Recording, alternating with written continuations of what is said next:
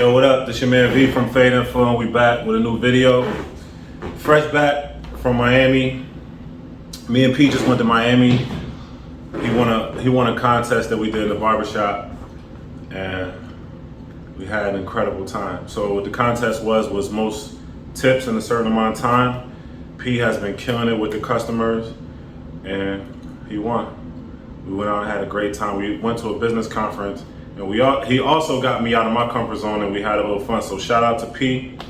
And with the business conference, it lit the fuel under us to get back to work. So work can mean a bunch of different things for people, you know what I'm saying? For me, not only is it giving the best service, but also giving you my all on this YouTube channel. So I wanted to do a video that's been kind of like, I've been thinking about doing for a while, but just really hadn't found the time to do it. But right now, I got the time, so let's do it.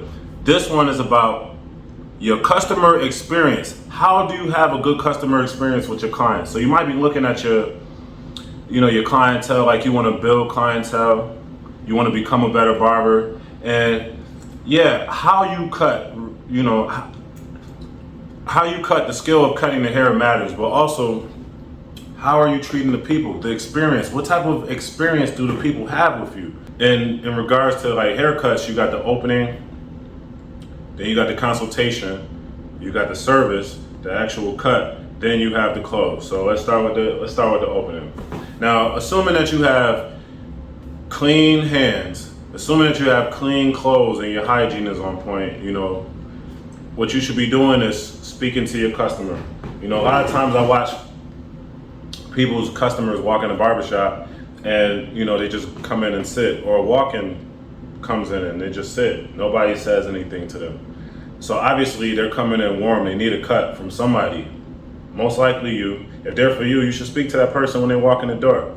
People want to feel acknowledged. People want to feel important. They're coming to you so that they can feel better. You're a guide that's getting them to the goal. The better haircut, so that they can go to their job interview. The better haircut, so they can look good for their wedding. The haircut, so they probably could feel good after a breakup, or a haircut so that they can get the girl. So you gotta always keep that in mind. You're in the business of helping and assisting people.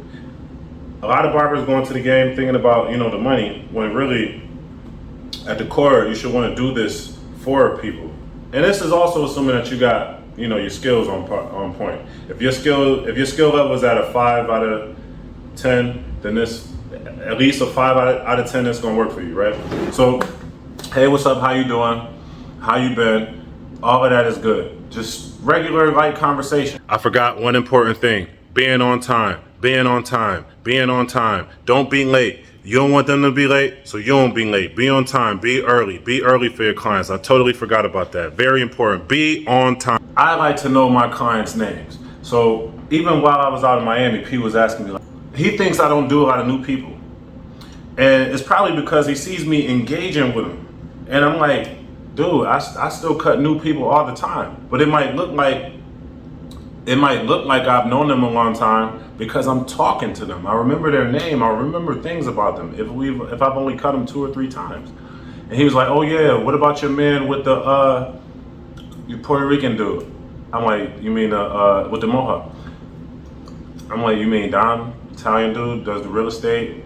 He's trying to work out at the gym, work out. You know what I mean? I boom, boom, boom. I know things about him. You know what I'm saying? It wasn't always like this. I learned this over time from losing people by not knowing their names. So remembering their names, speaking to them, making sure they're having a good day. That's the opening. So consultation, very, very important. A lot of barbers mess up on the consultation. The reason why you may give them a haircut that they don't want is because you didn't listen to what they want. When it comes to consultation, you're gonna have some people that are indecisive. That's fine. The goal should be to minimize all the options. Not like I want it high on the top but low on the top. That's an oxymoron. That's not gonna work. Get a picture if you can. Me personally, I like pictures. I need a picture. Go to Google, show me what you want. Do you want a cut? Do you want a cut like, you want your beard like, what's your man's name? James Harden? You want James Harden beard? Yo, you want your waves spinning like Ah man, who's got waves today? You want your waves spinning like 360 Jeezy? Do you want it like kind of combed over and faded like G-Eazy? These are things you need to know. So have your client show you a picture if they can't describe it. Minimize the options. Like narrow it down exactly to what it is that they want. And don't start until you know. Don't start until you both of you agree. I think consultation should at max be like 3 minutes. You know, don't spend too much time on the consultation where it's like affecting your appointment time. But don't start until you know what they want, and lead them to knowing what they want and agree on it before you start. All right, so you got the consultation, you got the opening, speaking to them, remember their name, light conversation, and that just rolls you right into the consultation. Now you got the service. Now, if you're the type of person that can't carry a conversation or don't really want to talk to the person while you're cutting their hair, talk to them about their hair. Talk to them about their hair. Do some intelligence gathering. What type of products do they usually use on their hair? You know what? Or you can narrate. You know, like I'm gonna take a little bit off the top. You know, are you sure you want it like this? You know, letting them know that you care about what you're doing. Care about what you're doing for them. What are you doing later? What do you got going on this weekend? These are good things that you can ask people as well. You know, how's the family doing? You know, a lot of times in the barbershop, I got other people talking to my people too. You know, I'm not the type of guy to rely on other people talking to my people, but if they're engaging in conversation, you know, I'm only gonna hop in where, you know, I'm getting where I fit in, because there are some things I don't know about. I'm not the biggest sports guy. I'm not the TV, movie guy. I'm none of the above, you know what I'm saying? So, you know, if the shop is having a conversation, let it go on. But if it's me and my client, then I want to know how I can add value to them in any way. One of the reasons why I'm able to retain people is because of that. You know, I try to know a lot about them, not in a malicious way, but know so that we have some context. And you know, I only give advice when people ask for it. And sometimes you gotta ask questions to lead people to their own conclusion in regards to the advice. But just going through the service and providing a service, letting them know exactly what you're doing, or if they're already familiar with you, just let it go and do it. And make sure the service lasts. For me, I like to say 20, 30 minutes max. I don't like to spend that much time with a client where they're in my chair for like 45 minutes unless they're getting some type of premium service, or they, you know, they're a big tipper, they pay for the time. Their time is valuable, my time is valuable. I don't want to spend more than an hour on a client. And that might be with the consultation, the closing and everything. You know, we might just really be engaging, or we might catch a chess game or something like that. All right, so that's the service. Closing. When you give them the mirror, right? Paint some type of picture about how this cut has improved their life. You know, now you're ready for the wedding. Now you're ready for the job interview. Now you're ready for the date. Yo, your wife is going, man, she's gonna love this. You know what I'm saying? When you're putting them smell goods and all that on them, you know, re-establish that, you know, they made the right choice, that rocking with you was the best option for them. You know what I'm saying? You need to confirm that you got them to the goal. You need to confirm that they look better. That's essential. Now, here at Fade in Full, like, we focus on retention.